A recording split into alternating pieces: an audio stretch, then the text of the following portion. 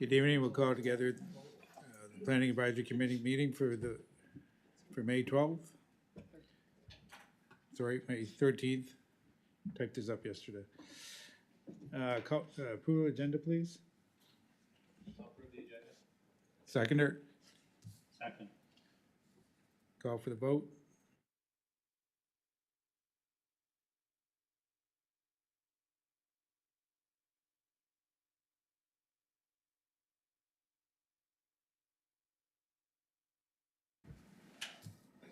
Motion carried.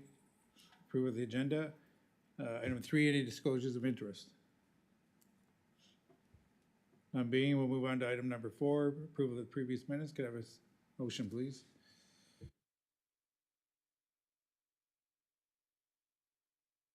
Seconder? Second. Please vote.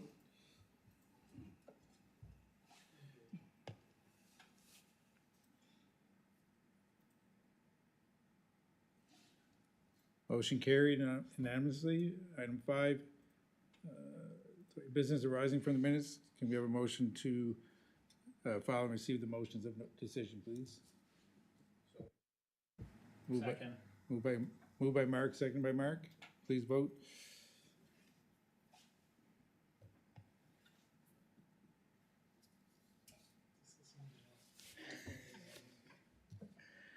Motion carried.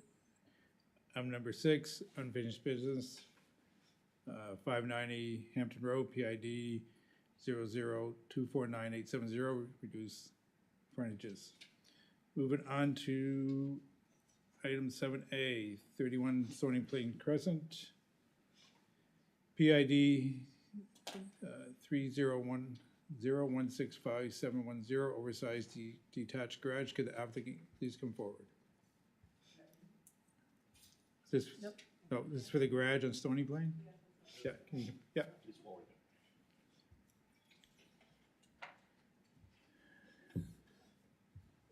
Can you please introduce yourselves to the PAC?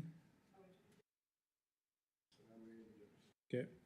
Applicant is seeking approval to permit the construction of detached garage such that there is a gross floor area of 77.3 square meters and being located 1 meter above the elevation of the abutting public right-of-way at 31 Stony Plain Avenue, PID 300166570. Jennifer.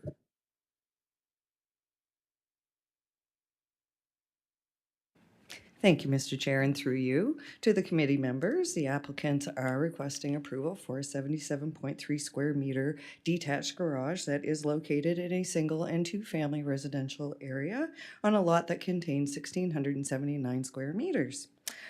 So we're looking for a 14.3 square meter variance to section 8G1C of the zoning bylaw, which does permit a a gross floor area of 63 square meters for a garage. The siting of the building will also see it located 1 meter below the elevation of the abutting center grade of the road, and therefore will need to enter into a hold harmless agreement, we'll need a foundation elevation variance of 2 meters, and will also require a hold harmless agreement to be entered into with the town as part of my recommended conditions of approval. There's really not much else to offer the committee on this one. This is the request. Staff have no concerns, and no concerns were received from the public after notification. I'm available to answer any questions. Thank you. Any questions for any members of the PAC?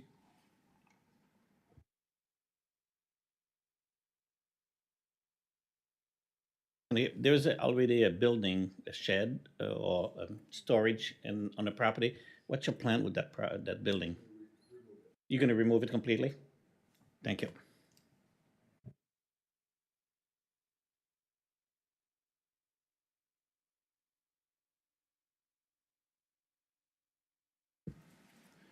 Anyone in the audience or online willing to speak for or against this item? Second time, anyone in the audience or online willing to speak for or against this item? Third and final time, anyone in the audience or online willing to speak for or against this item? Would someone like to put a motion forward, please?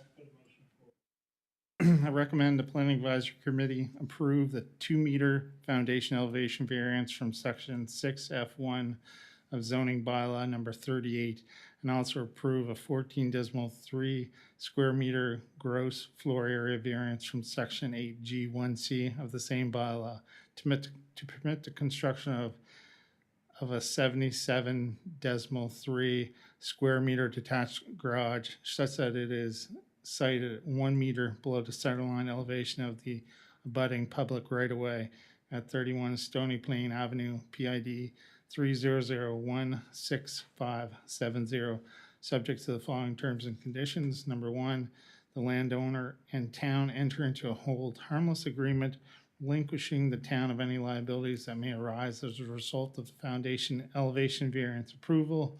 Number two, a site drainage plan be submitted identifying how surface water be managed on site with the introduction of the detached garage prior to issuance of a development permit or building permit. Number three, the building is not to be used for business purposes or for keeping of livestock. Number four, the building shall not incorporate a dwelling unit without first obtaining a development permit for a change in use. Number five, the exterior finish is to be cladding recognized by the National Building Code of Canada, current adopted edition. And number six, other terms and conditions. Oh, just number five, sorry. Seconder for the motion? I'll second. Thank you, Mark. Any debate on the motion? Mr. Chairman, Yes. should we add on, Where's the previous page? On number 3, should we add on also cannot be used as a residence?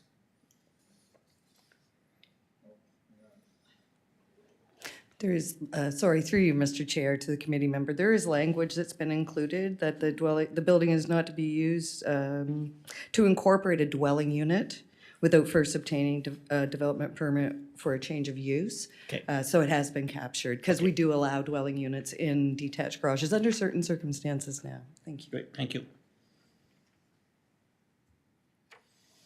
One question for staff is, should we include that the existing accessory structure needs to be removed? Or is just the statement from the development, okay?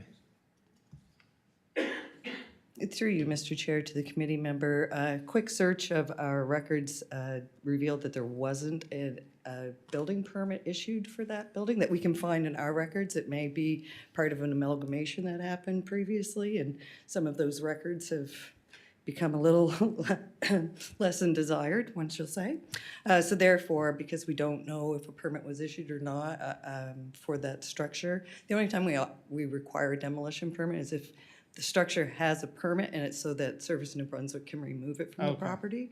So you can certainly apply for a demolition permit for that building, so that if Service New Brunswick does have does have an understanding that that building is existing on your lot, then they will remove that and you will no longer be taxed for that. So yes, you may want to include that just to check that box off for the applicants. That would be great.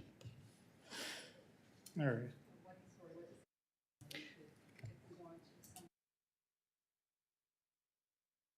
Yes, you just, it was just to advise, you submit the application, it's called a demolition permit. It's just telling us that you're removing the building from the lot. And that way, that information also reaches Service New Brunswick. So if they are aware of the building, they will remove it from your property. Thank you. Mine was about if you need a demolition permit, but you're going to remove that from the lot. So you don't, not tearing it down. Okay, that's fine, then you don't need a permit to tear it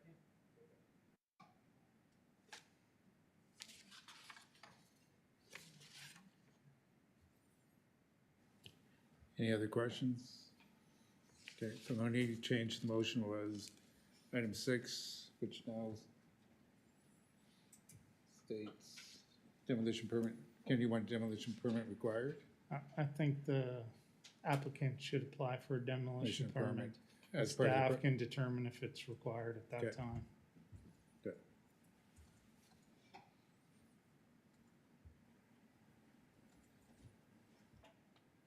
And through you, Mr. Chair, I expect that that's the best way forward, just in case the building is, Service New Brunswick is aware of the building and is charging taxes for it. It's the only way that we could have that removed is through the demolition permit. And if it's not being demolished, we still need to know that it's being removed from the site.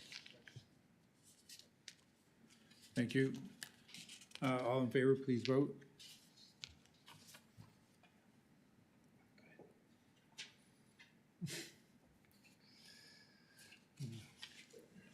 Motion's carried. So you'll, in the next 4 to 5 business days, you'll have a building, you'll have a letter from the town to proceed with your garage and work with Jennifer, and best of luck. Thank you.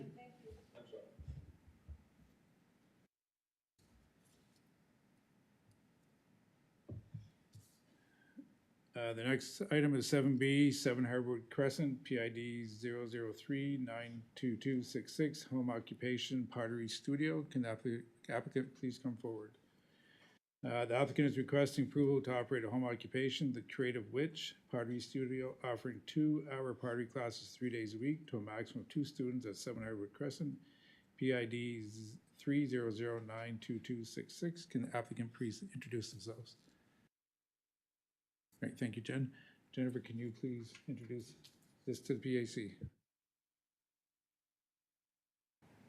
Thank you, Mr. Chair, and through you to the committee members. We became aware of the Creative Witch because of a telephone call. Someone had called in to ask if a home-based business was permitted in the area because there was a sign on the front lawn. I contacted the homeowner, and straight away she came into the office and responded very, very quickly and met all of the recommendation or requirements that we had of her. I just wanted the committee members to know that. We did issue a letter stated, and we were provided a letter which is included in your agenda package. So the home occupation would be for very, very small classes, 2 students per class, just a few times a week during business hours. There's no concerns from our perspective, from a staff perspective, for the number of attendees to the province. It meets everything within our bylaw, all provisions. The only thing that we do require variance for is for the area, as the pottery is located within the attached garage, so it is part of the home structure. However, the bylaw allows for 32 square meters or 25% of the home to be used for a home occupation. And in this case, we're actually looking at a larger floor area. The garage itself is 57.8 square meters, so we would need a 25.8 square meter variance from section 6KD to allow this request to go forward as presented. There's off-street parking is available. We did send out notification letters. We received 2 letters. One was a letter of support, suggesting that this is exactly what the town of Quispamsis needs in terms of home occupations. And another letter was sent in past the deadline, explaining that they received their notification letter late, and they just suggested that they were opposed to the idea without any explanation. Staff have no concerns with the application, and I am open to any questions the committee might have. Thank you.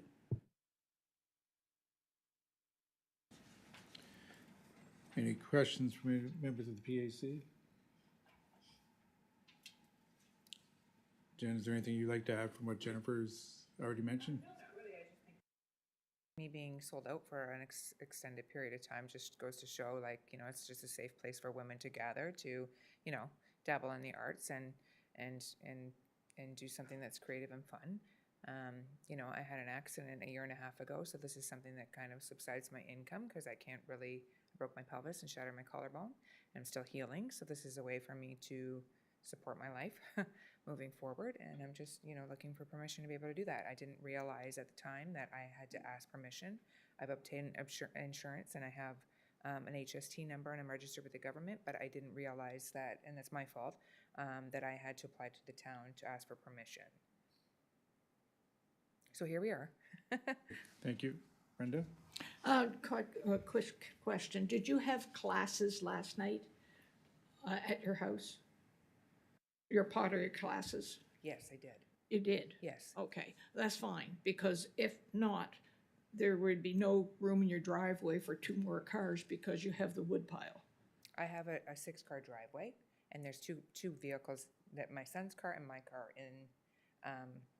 in my driveway. So those 2 students come together. They usually book 2 friends that come together in the same car. That's fine. Yeah. But the wood pile is always going to stay on the side I of your just haven't driveway? gotten to it. Like, I've been waiting for the weather to kind of cooperate. I've already lugged 6 cords. I have 2 more to go. So, and I'm still recovering from my accident, so it's a little bit of work. Yep, I I'll understand. get there. I totally understand what Within you're the next saying. week or so, so yeah. Yeah, because I walk by there all the time. Yeah. And so last night I looked and see how much room was left in your driveway, and that's why I want to know if you had, your classes. But yes, you just had the one car coming in. Yeah, usually my son will park behind my car, which will alleviate to have 2 spots there, with the wood pile being there. Do you also do sales of your pottery from your house? Well, I have like a few pieces here and there, but I spend 3 markets. I go out to sell at 3 markets a week, so I don't really sell from my home. Even though I have like my shop open on my website, I don't really sell much off of there. It's just I sell at different markets. Just like kind of putting myself out there. This is relatively new. I've just been doing this for about a year now, and I do 3 markets a week. So you don't really have customers coming in to Not buy really, things? no. The occasional, yes, but like that's few and far between. Maybe once a month, somebody will stop by to pick up a piece. There's really no traffic at my house, so. But do you have like showings that you invite a lot of people in? I'm trying to figure out what the problem is with parking. That people said something parking on the streets. So that's all. I'm trying to get to the bottom of that. Yeah, no, But no, no, for sure, yeah. otherwise not, no questions. Okay. Any other questions from PAC members? Okay. Anyone in the audience or online willing to speak for or against this item? Anyone in the audience or online willing to speak for or against this item? Third and final time. Anyone in the audience or online willing to speak for or against this item? None being, can someone please put a motion forward?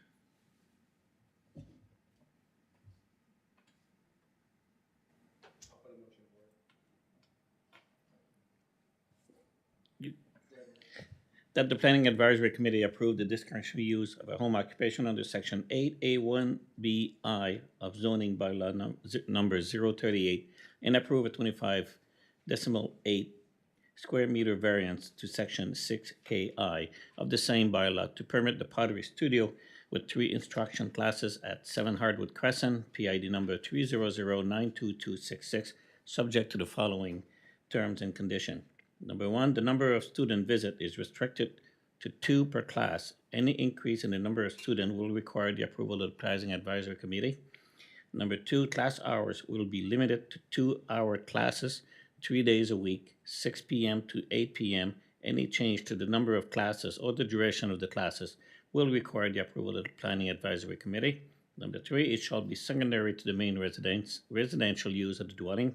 Number 4, no more than 1 person is engaged therein in addition to any permanent resident of the dwelling unit in which it is located. Number 5, it is confined to the dwelling unit and no part of it is located in an accessory building or structure. Number 6, no change except for a sign pursuant to the town sign bylaw is made in the outside appearance of the building, which would indicate that a home occupation is being conducted therein unless approved by the municipal planning officer through a process of a development permit. No good or services other than those directly pertaining to the home occupation are supplied or sold therein or therefrom. Number 8, no equipment or material used therein is stored other than in the dwelling unit. Number 9, no more than 1 commercial vehicle used in connection therewith or with no more than 1 vehicle of any kind bearing a sign in connection therewith is parked on the lot. Number 10, there is to be no parking on the street or within the town-owned property. And number 11, the PAC approval to operate the business is non-transferable. The approval is solely for the benefit of the property owner and applicant name herein. In the event that the business is discontinued or the land are transferred, the said approval shall be terminated.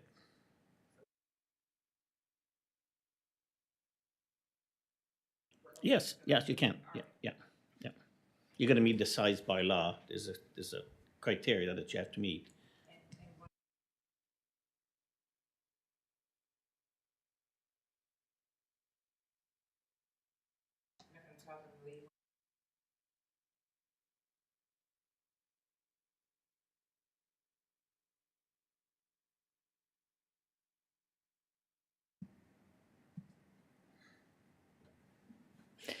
Thank you, Mr. Chair, and through you to the committee member. I mean, there's nothing in the zoning bylaw that relegates or dictates the hours of operation. These are generally put in for our own consideration. So, I mean, the committee could extend that by half an hour to provide a little room for the students to come and go. I mean, Mr. Chairman, can I make the recommendation that not to exceed 8:30? Is that okay? Would that work for you? Because we don't want you to carry on until 9:30 and 10, because kids going to bed and, yeah.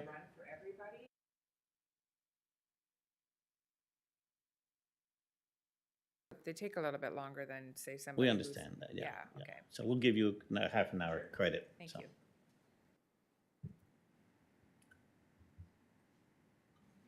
Have a seconder, please? I'll second. Any debate on the motion? None being, please vote.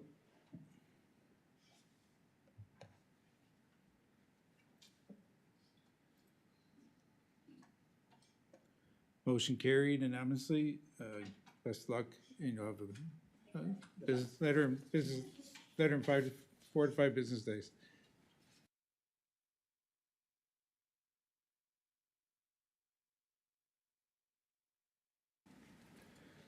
Item 7C, 32 Bernard Court, PIDs 302-69385. It's a fence. Applicant is here or online? Online, okay. Online. Can the applicant introduce themselves, please? I'm Dwayne Stoddard. Okay. The applicant is requesting approval to install wildlife fencing such that it has 0-meter setback at 4 separate locations, impacting civic addresses 32 Bernard Court, PID 302-69385, 462 Gunalin Point Road, PID 302-48066, and 29 Hillcrest Drive, PID 449991. Jennifer, can you please introduce this to the members of the PAC? Thank you, Mr. Chair, and through you to the committee members. The applicant is requesting this as they're trying to put up wildlife fencing in their backyard to stop, of course, the deer from entering. However, the topography is such, they're sort of built on the side of a large slope, and it's very challenging to place a fence in this location, and the lot itself is a very odd shape. So the request has come in to place the fence such that a portion of it is in 462 Gondola Point Road's yard, and another section of the fence will be in 29 Hillhurst. It's where the fences connect into 32 Bernard Court, where you're gonna need your 60 centimeter setback variance for each property at those locations. So this request before you is to provide the 60 centimeter setback in those 4 locations impacting these 3 addresses. I tried to make the staff report as clear as possible, but if the committee members do have any questions, I'm available to try and answer them. Thank you.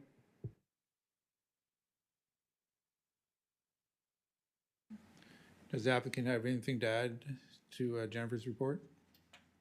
No, and I appreciate how she worded it because it's based on where the hill's at and some mature trees. So we're just trying to route the fencing in the most unobtrusive way. I do apologize for not being able in person. I'm traveling, but I appreciate the committee to allow me to join online. And I'm more than happy to ask any questions you may have. Do any members of the PAC have questions for the applicant? Mark? Mr. Chairman, through you here, to Jennifer, the outline that we see on the screen there, the green outline, is this the property line or the proposed fence? Property line?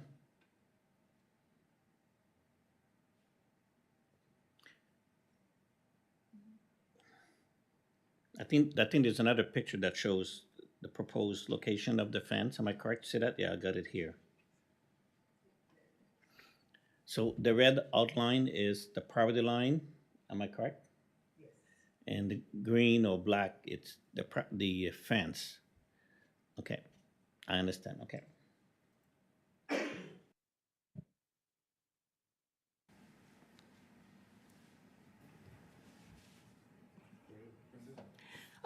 Question, you want to do wildlife fence, and I'll be right up front with you, I don't approve of that. But your neighbors, some of this fencing is on their property? Yes, ma'am. Do they know the fence, what it looks like? Have they? Yes, seen- sorry to interrupt you. Didn't mean to interrupt. We've discussed with them openly. They've been very receptive to the idea. And that's, yeah, yes. So we have showed them what it looks like and they've been okay with it. If they're on the property, is that fence sharp? If children are playing in those areas, how sharp is that fence? It's not coated with anything, it's just wire. No, 'Cause I it's see it all. galvanized. It's galvanized, ma'am. Like, I don't believe it's, I don't, it's the first I've ever heard that concern, but I do appreciate your concern. I don't think it's sharp, or do you know what I mean? Like, it's not barbed or anything like that. There's No, no, there's no barbs on it. no, there's no barbing. So I don't, it's just, the but it is galvanized. Yeah. So there is a coating, right? I believe. But the way it's constructed or built, young children would try to climb that because that would be a challenge that they want to do. They're kids, they love to climb. How hard is that going to be on their fingers when trying to climb that fence?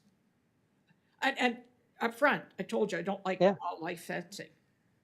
No, and we're not happy either because it's, we just can't grow anything in our backyard. Well, I'm sure we're all familiar with the challenges we have. And so it's just, we're trying to, and it's actually where it goes, the deer do travel around us. So we don't think it's interrupting the flow of the herds. But I hadn't thought about children, to be honest, ma'am. Look, we had another gentleman come to build a fence around his property because his flower gardens. I don't have a problem with that. He wanted to do the back one at wildlife fencing because it's cheaper, right? And we didn't feel that's a good idea, so he said, okay, he would do another fencing on the back. So I said, I'm upfront. I will not be able to approve of fencing that's wildlife.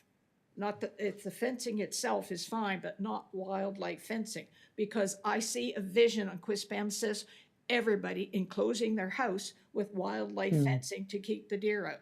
So, so I guess you know how am I going to vote for this? So it doesn't work for me.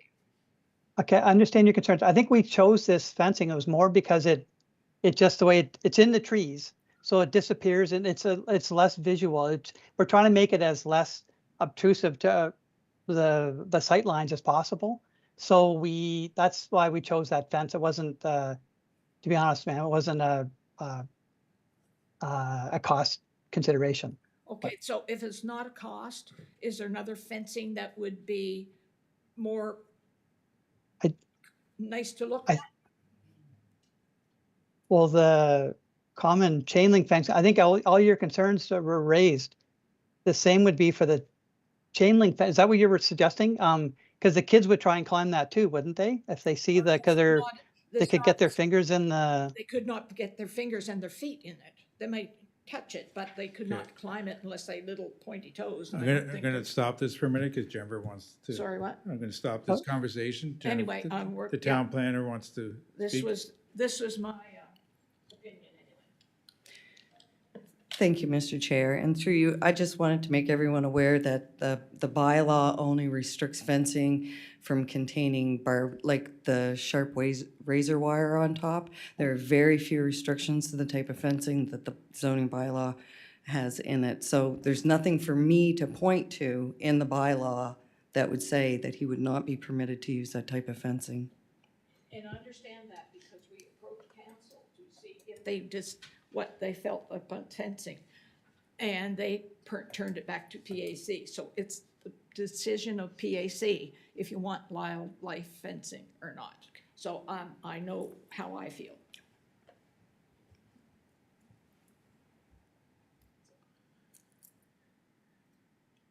Any other questions for the applicant? Anyone in the audience or online willing to speak for or against this item? Anyone in the audience or online willing to speak for or against this item? Third and final time. Anyone in the audience or online willing to speak for or against this item? Someone like to put a motion for, would someone like to put a motion forward, please?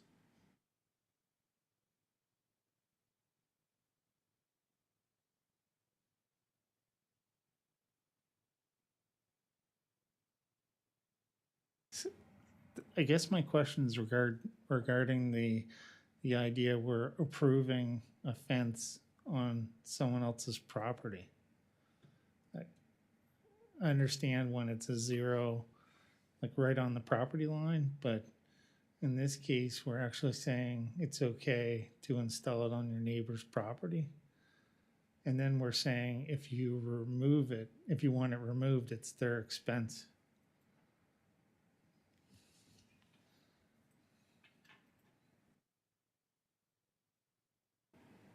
Thank you, Mr. Chair. I'm getting older, so it takes me, I need the mic turned on faster so I don't forget what I'm going to say. We've received applications from all the landowners concerning the fence and the variance, so everybody is fully aware and is totally in agreement with the fence and this request. All of them. It's all the neighbors are the applicants. It's all three neighbors. We have received an application from each PID that's represented in the staff report for the Okay, fence. Not just this property owner.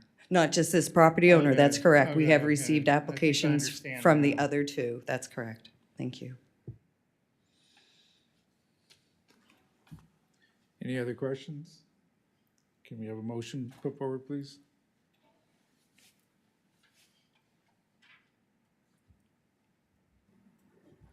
I'll put a motion forward. The Planning Advisory Committee approve the 0.6 meter variance for the section 6S7 of the zoning bylaw number 038 to all civic addresses named herein to permit the development of a fence such that has a 0 meter setback in 2 locations along the shared property line with 32 Bernard Court, PID 302-69385, and 462 Ganola Point Road, PID 302-48066, and a 0 meter setback in 2 locations along the shared property line with 29 Hillcrest Drive, PID 44991, and 32 Bernard Court, PID 302-69385, as identified in the site plan attached hereto Schedule A, subject to the following terms and conditions.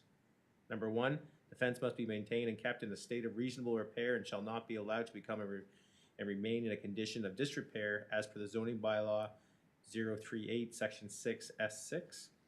Number 2, the general maintenance and repair of the overall fence is the sole responsibility of the landowners on 32 Bernard Court, who will provide notification to ask and seek approval from the landowners of civic address 462 Good Old Point Road, 29 Hillcrest Drive, prior to the entry onto their lands to complete the installation and for required repairs and maintenance to the fence required to meet condition 1. Number 3, should 462 Good Old Point Road or 29 Hillcrest Drive decide for whatever reason that they no longer want or desire the fence within their property bounds, they may remove that portion of the fence at their expense and after first notifying the owners at 32 Bernard Court. Number 4, the notice of decision is issued to all properties named herein, and a copy of the approved variance shall be recorded and filed against each of the subject lots. And number 5, a development permit is obtained for the fence prior to construction. Second? I'll second it. I guess my only question is, does the notifications have to happen in writing, or can I just, is it just verbal good enough? Do they have to notify in writing? For example, number 2, when they enter onto a property, do they have to do it in writing? Or number 3, when they decide to remove the fence, does it have to be done in writing? Like, can you just say, I want the fence removed, and Through you, Mr. Chair, it's a great idea to include that, that in those conditions, that it be in writing. Thank you.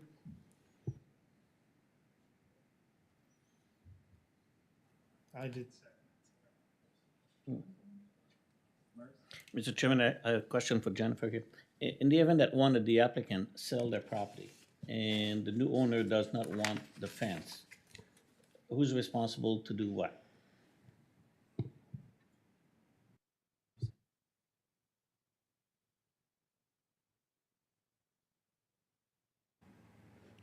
Thank you, Mr. Chair. Condition 3 does say that if they should decide for whatever reason, 462 Gondola Point Road, and it was written as the address, so I guess that this would carry with that property. And again, this is all decision of the PAC. I'm just trying to understand who would pay. Let's say one of the applicants sell and then Mhm. the new owner does not want that fence. For whatever the reason, why should they be liable or responsible to pay to remove the fence as it's stated today? Well, a permit has been submitted by the landowners to erect the fence So it on the would be registered. property. It would be It's registered. registered against the property with a permit. So the new owner would Absolutely. know about They it. would be responsible to remove that. Okay, Thank you. Thank you for clarifying. Thank you. Just as part of the debate, can we put it in the condition of legal agreement? Legal agreement be put in place between all 3 property owners to address what Mark's talking about or anything else?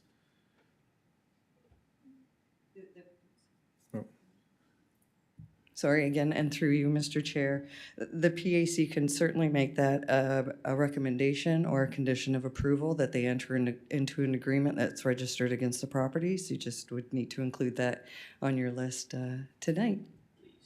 You okay with that, Mark? Why would it have to be? It's already gonna be registered with the town. All the other applicants are already applying for it. Even if they did sell it, it would show up with their lawyers during the investigation on it. And when they're buying the property, it would be identified that there is not a right of way, but something that's already tagged to their lot for that fence. And if they wanted to remove it, then it'd be probably part of their conditions and purchase the sale of the house. I guess the way I'm looking at it, Mark, is if you do it now, before things, so basically being proactive, let's, everybody's, friendly and good neighbors, let's draft the document.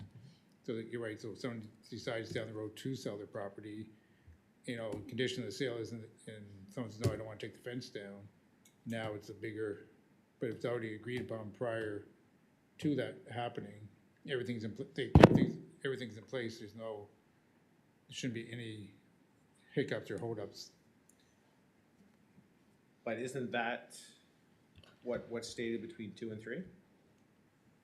Should 462 or 29 Hillcrest want to remove anything, they have to do it with their own expense? It is, but that's when a conditioning of the applicant, there's no formal agreement between the 3 property owners.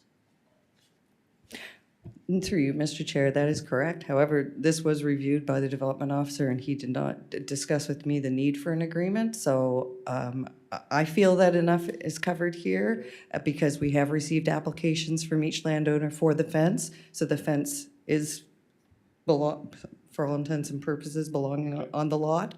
If the people buy the land and they want to remove that, it's their fence, they bought it, and they can remove it. They would need to notify 32 Bernard Court before they do that in writing, and I think everything is covered well here. I'm just Thank you. asking, now's the time to ask the question. Okay, I'm fine with the change to add in the writing clause in writing. okay. Okay, so the only change we made to the motion is everything in writing as opposed to verbal. Any other debate on this motion? Being no further debate, please vote.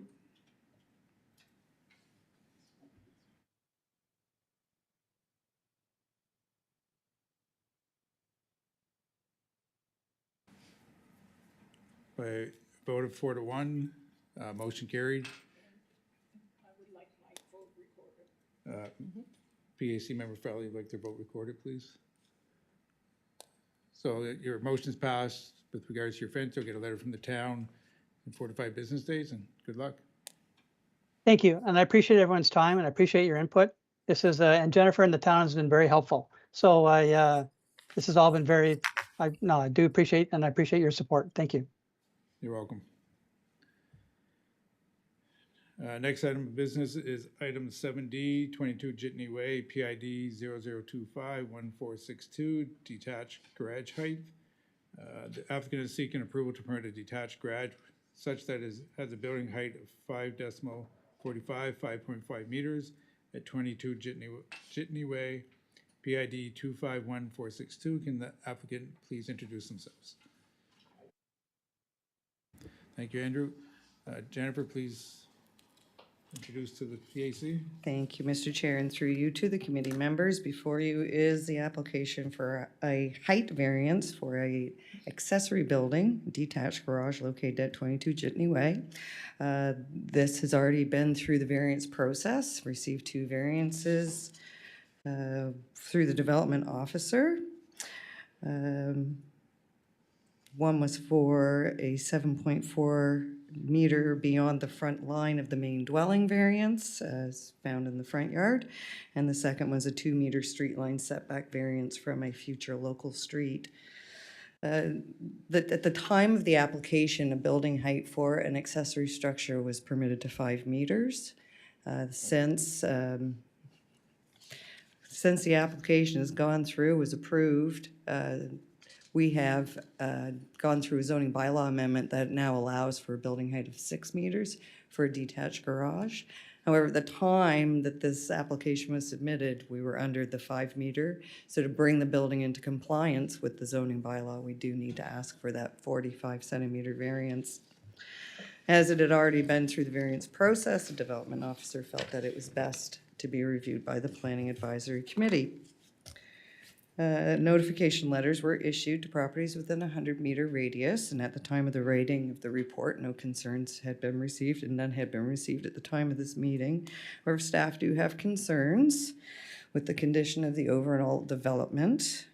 There are people who are now residing on the lot and within a number of the buildings in the property.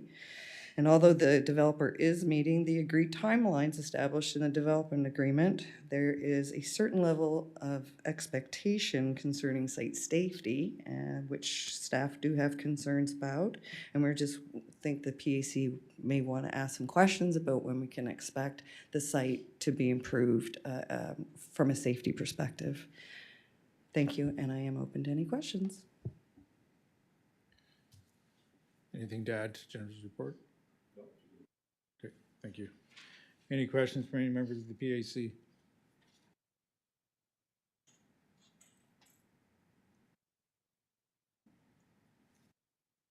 Through you, Mr. Chair, Jennifer, can you elaborate on the safety concerns? Is that on the entire construction site or just on this site itself?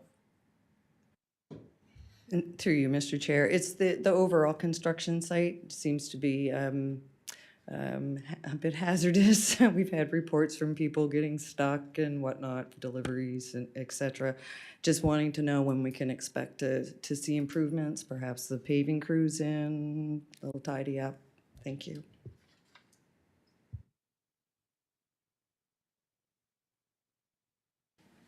Any other questions from members of the PAC?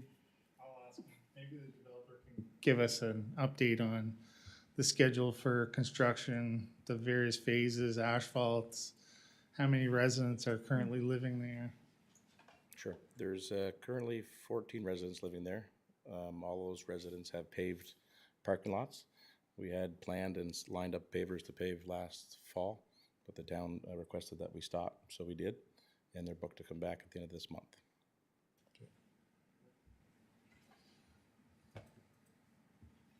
To the end of May. As that's Is it the road in or the road in to the residences? yeah, the is main not- road in off of Pettingill, and then Downey Court, which would turn left up the hill, Oh, okay, will all get paved at the same time. all right, great. Brenda? Just a quick question. Is there a way to keep the dust down? it's not too bad now because we have rain. But in the summer, I know last year when I walked up there, sometimes you'd have to kind of go like this as you walk by it because it was quite dusty. For sure. We've been fighting the rain. I walk that all the time. We'll do our best, but most of the paving should be done this month or next Okay. on the main road, so it shouldn't be an issue. Okay. That was all. Good. Any other questions? No. Anyone in the audience or online willing to speak for or against this item? Anyone in the audience or online willing to speak for or against this item? Third and final time. Anyone willing to speak for or against this item? None being. Could someone put a motion forward, please? I recommend the Planning Advisory Committee approve the 0.445 meter, 0.45 meter variance from section 8G1A of zoning bylaw number 38 to permit detached garage building height of 5.45 meters for 5.45 meters at 22 Jitty Way, PID 251462, subject to the following terms and conditions. The building is not to be used for business purposes or for the keeping of livestock, and the exterior finish is to be cladding recognized by the National Building Code of Canada, current adopted edition. Okay. Second? Second? Okay. Any debate on the motion? Being no debate, please vote.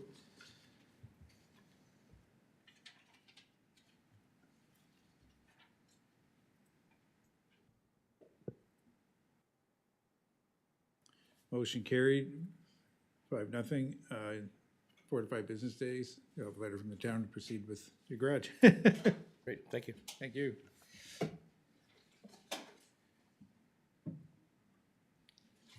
Item 70, Country View Estates subdivision, lots 25-1 and 25-2, PID 303-57040. Can the applicant please come forward? The applicant is seeking approval for the creation of 2 lots, lots 25-1 and lot 25-2, with lot 25-2 not fronting a municipal street. Can the applicant please introduce themselves? Yes, Mark Rinaldi for Schooner Point Development. Okay. Jennifer, can you please introduce us to the PAC? Thank you, Mr. Chair. Through you, committee members, Country View Phase, I can't really remember. The creation of lots 25-1 and 25-2. The subdivision application's already been through, I believe, for those lots, and now we're separating them so that it's for financing, I believe, purposes, and now we need to create an access over lot 25-1 to 25-2 because we need to provide an access to all lots as per the subdivision bylaw and zoning bylaw and community planning act. So basically, the request is to create these 2 lots, providing access over one to the other, and this is basically to allow for the development of each parcel and the financing of that. Thank you. No. Yeah. And Are you really just gonna develop those 2 lots, or is those 2 lots gonna turn into 10 lots? No, this would be for Phase 6B, would be 25-1, and that would turn into 11 lots. Yeah, It would unlock okay. 11 Yeah, more lots okay. for us. So, as I said, it's really for planning and incrementally moving Right, okay. through that. And we did the same for Phase 6A to separate into these, the larger 25 parent, lot 25 parent, and then it would be just breaking it again as we move up the hill. Yeah, the right-of-way becomes actually a street for. Yes, and Yeah, all the services are already in place All right, for that road. perfect, thanks. Jennifer? And through you, Mr. Chair, for the committee members, this is something that a number of developers do as they develop the lots. Thank you. Mr. Gosden, you still have a question? I'm fine. Good. Any other questions from members of the PAC? None being, anyone in the audience or online willing to speak for or against this item? Anyone in the audience or online willing to speak for or against this item? Third and final time. Anyone in the audience or online willing to speak for or against this item? None being, can someone please put forward a motion? I'll put a motion forward that the Planning Advisory Committee approves the proposed access to lot 25-2 as shown on the Country View Estates lot 25-1 and lot 25-2 subdivision plan. So the plan can be approved by the development officer for registration. Payment of the applicable fees is required. Second? Any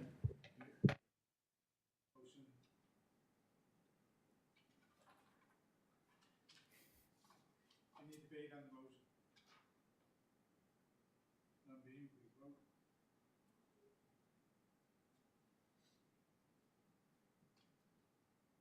Motion carried. Right. 45 minutes later. Sam? Thank you, Mr. Chairman.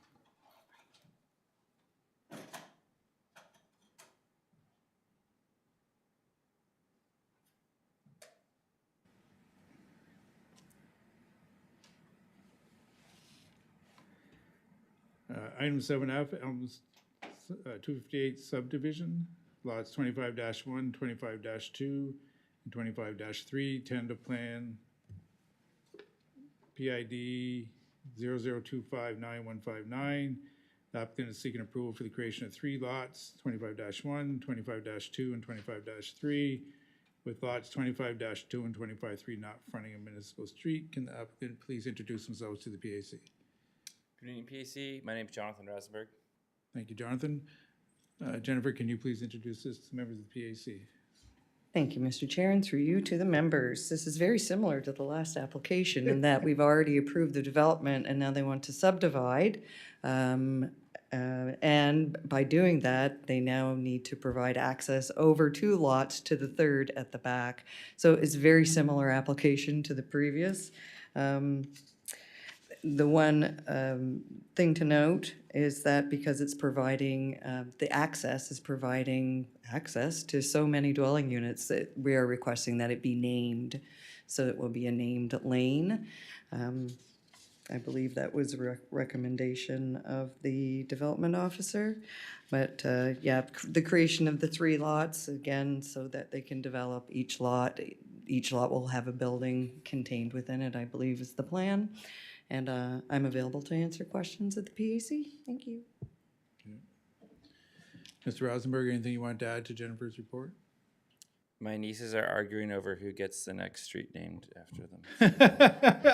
we just put up Winnie Lane in St. John, so anyway, I'll have to flip a dice or something. Yeah. Any questions, members of the PAC?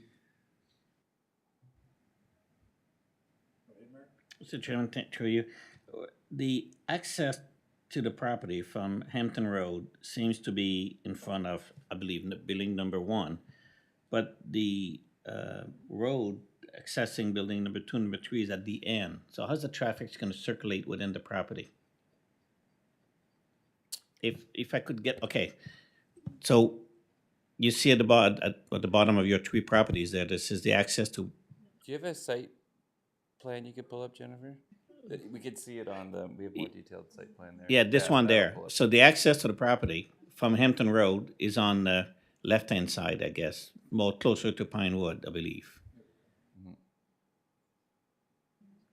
So I'm trying to understand the traffic flow within the property, the three buildings. Can I walk? Can't point. We're gonna pave this back here. Yes. And we're gonna pave this one in phase 1. Okay. So there's lots of turnaround. So phase 1 is the orange section. We're starting with the back one first. Yeah. We're gonna leave this. I've got the demo permit ready. We have the demo permit ready to submit to the town of Quispam. We're gonna leave just that as natural as possible for now, and then just focus on the site development at the back as we work through the site. Okay, so, but on the other plan, The other plan that was shown earlier, this one there. See the dotted line at the bottom of the tree PID? Yep. That's access to lot number 1, I'm assuming. All three accesses, all 3 lots will access off that shared driveway. So people will enter the Off of upper Ham- portion, off the- the off upper the- portion of Hampton Road, and then drive in front of the building number 3, and then turn left to go to number 1. Am I correct? Am I Go clear? back to the site plan. I'm sorry if I might be confusing here. So So, coming off of Hampton Road here, yes, there's an access right there. yeah, this is the access here. People Oh, drive okay, up this. okay. I don't. Okay, Yeah, I only saw the other access up. so Yeah. that, there's still a little bit of debate on that one. We're playing around with the elevations. We might not need this access, but we might. It depends on where the final elevations sit. Whether we have to come off of Hampton Road or coming off of here. But no, everyone will access here. Each building will have access to their individual parking lots.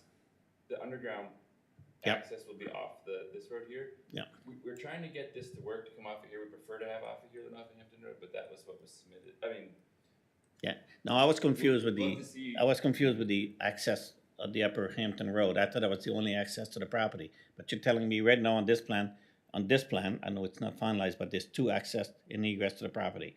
One at the bottom of your development and one at the top of your development. for now, it'll just be the driveway on that's the west side. That'll be the main access for all 3 buildings. Okay.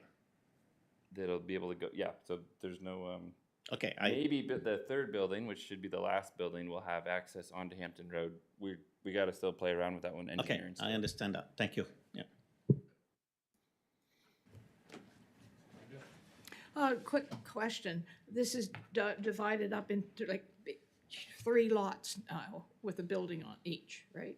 For financing purposes is what's Sorry, driving what? that need. Sorry? The financing purpose is driving that need. Every building needs to be collateralized by its own separate I loan. understand. Mhm. But if they're individual lots, does each lot have enough parking to work for the number of apartment units in each building? Just in case you decide someone wants to buy building number 3 type of thing. They all have access to parking? I know some of them have underground parking, but you're not sure it's gonna cost more for each person. Nobody parks underground for So, free. Right now, it's one development group owning the whole development. But if it changed in the future, because they are on separate PIDs with separate mortgages, part of the joint access, agreement for all sites will be a parking usage, like between the buildings. Of for the all common 3 spaces. buildings. We haven't done up the agreement yet, but that's what I would want. That's what I would want. So I think that's what we will do, like in that agreement. I've done that before. Obviously not the underground parking, that'll be designated by building. I usually do designated parking in all my apartment building projects. Like 1 designated per unit, and then the rest is a first come, first served type basis.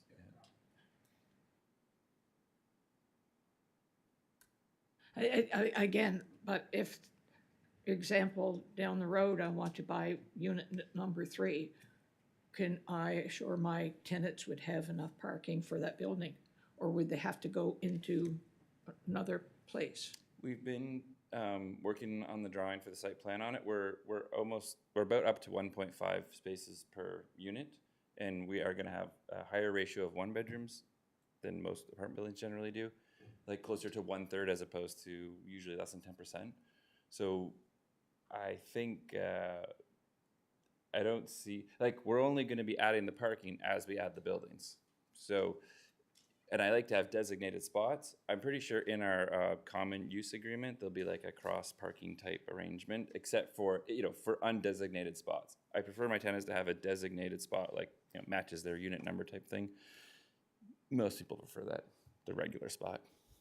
And my daughter lives in an apartment building in Moncton, and whatever her apartment number is, that's painted on the spot that she parks in. So, you have that. I don't have problems with that. I'm just wondering if somebody down the road, one is sold.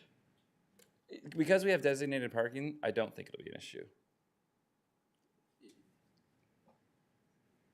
Anyway, there'll be a joint use on the road. Anyone will be able to use the road, and then there's designated parking spots for the people that live in the units, and then there's that'll just be overflow as generally for anybody there. all right. That was just my question. It's something we might have to make rules about, like if it becomes an issue, but it's a little hard for me to reach into the future on that. Maybe we'll be flying by then, probably not, but yeah. And through you, Mr. Chair, as Mr. Rosenberg has just indicated, this is sort of, it's a good idea of what's gonna happen in the ground, but until we start receiving building permit applications, et cetera, there's still some tweaking that can be done. But staff will be looking at each application on its own merit. Yes. Thank you. Mr. Chairman, to you again. I have one more question. This development has been coming to PAC for several years, and I know there's been change of ownership and on and on. Are you I've been there the whole time. Are you 10 years. Yeah. are you planning to start development this year? Yeah, we are just about finalized our building plans right now, so we'll be ready to submit. Say we're about like 90% done our drawings. We're just waiting for the mechanical, electrical, structural, final engineering on it. I would think Quispam will be getting, like, we're submitting for financing next month, and our permit application, building permit application will be going in within a month, I would say. Yeah, we've been working on it pretty intensely for the last few months. We're putting the demo permit in next week is the plan. I'm supposed to be bringing excavators and dozers there like within the month. We're just moving into tenants in our first, we got 108 units under construction right now. We're just about finished a 24 unit on Dobbin. The first of 4, which they're all finishing like a month apart on the west side. So as soon as I get my excavators done there, we're coming down here. And through you, Mr. Chair, to the committee members, just so, and Mr. Rosenberg as well, that a site work permit through the development permit will be required. Demo and the site permit. Okay, Yeah, I just wanted you, because it's something that's been introduced just in the last couple of years. Not everyone's aware yet that a development permit is required for the site work. I just wanted to mention that. So we've got the landscape management plan. That's what we're just finalizing right now because we have all of our civil work done with Andrew Toole. So Dwight suggested that we submit that with the demo permit as well. So, yeah.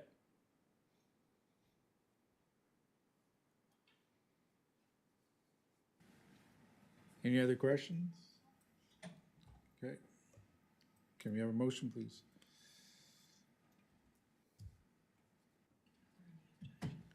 I don't know where we're at anymore anyways. That was skip. I can put the motion forward. I recommend the Planning Advisory Committee approve the proposed access to lots 25-2 and 25-3 as shown on the Elms 258 subdivision plan, so the plan can be approved by the development officer for registration subject to the following conditions. Number 1, payment of the applicable filing fees is required. Number 2, the private access is named. Number 3, LPP obligations are met. And number 4, clarification on the impacts of lot lines on compliance with the National Building Code, limiting distance requirements and impacts on the building design. Can I ask a question? I don't know if I said that to my the land for public purposes. I don't know if that's been clarified to us what that amount is or like the contribution towards it. I thought that would come up in this process. But. It's written in the bylaw that it is 8% of the market value, or I know for residential dwelling lots, it's $750 per lot, but I'm not sure where this is. Oh, this is residential, it's not commercial. What am I thinking? Yeah, so it should be $750 per lot. So if one lot, you're creating 2, so $1,500. Okay. Thank you. Sounds reasonable. Thank you. I'll second. Thank you, Mark. Just because I forgot to do it earlier, with regards to this motion, anybody in the audience willing to speak for or against this item? Anyone, second time, anyone in the audience or online willing to speak for or against this item? Third and final time, anyone in the audience or online willing to speak for or against this item? Any debate on the motion? None being, please vote.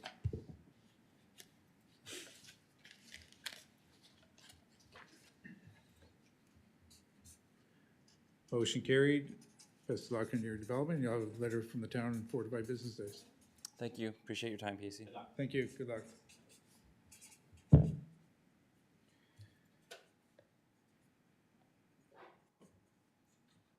Item 8, council meetings, committee of the whole, April 1st, regular council meeting, April 1st. Need a motion to receive and file, please. I'll make that motion. Thank you, Brenda. Mark Hatfield, thank you for second. All in favor, please vote. Motion carried.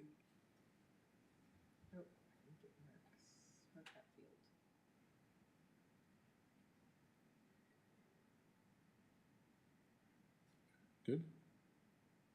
Item 9, motion for adjournment. So moved. Seconded. All in favor? Aye. Motion carried.